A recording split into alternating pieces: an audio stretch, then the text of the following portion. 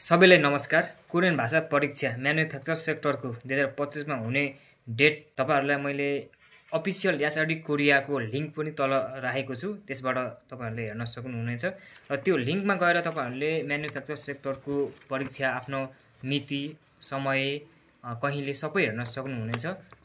जसमा चाहिँ सी पछाडीको 8 वटा अंक हाल्नुपर्ने हुन्छ। यहाँ देख्न सक्नुहुन्छ।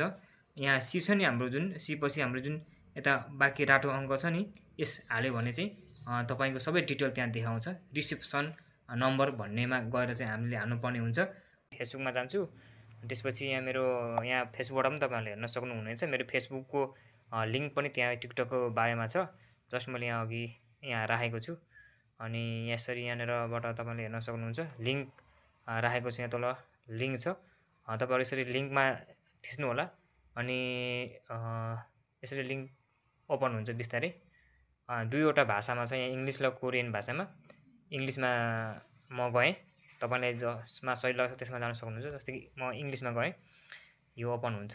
यो ओपन भइसकेपछि साथीहरु यहाँ विभिन्न चाहिँ कामहरु गर्न सकिन्छ।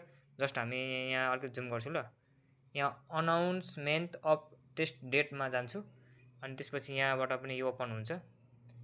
यहाँ ओपन भइसकेपछि यहाँ हेर्नुस् त तल यहाँ तपाईको नेसन सब्जेक्ट दिइरहेको छ। यहाँ नेपाल दिइरहेको छ दुईटा।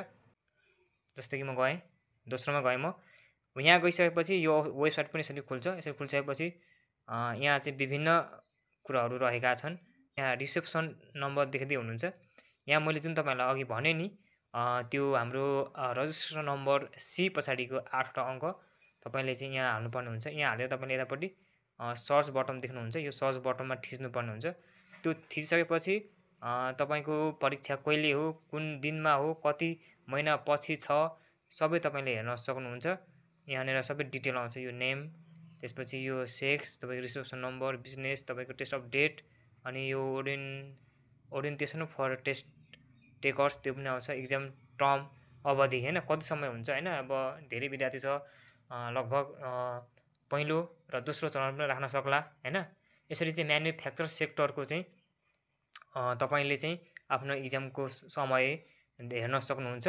त्यस्तै गरी अब एग्रिकल्चरको चाहिँ नोटिस आउन बाँकी नै छ। पक्कै पनि एग्रिकल्चर सेक्टरको पनि नोटिस अब चाँडै नै आउने नै छ हामी आशा गरौँ। र म्यानुफ्याक्चर सेक्टरमा जति पनि साथीहरु हुनुहुन्छ नोटिस आएको छ। अब हाम्रो परीक्षा चाहिँ छिटै हुनेवाला छ।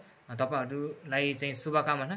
जहाँसम्म तपाईहरुले मेहनत गर्दै आउनु भएको छ सफलता प्राप्त गर्नुहुनेछ भनेर पनि अपेक्षा गर्दछु। र यस भिडियोलाई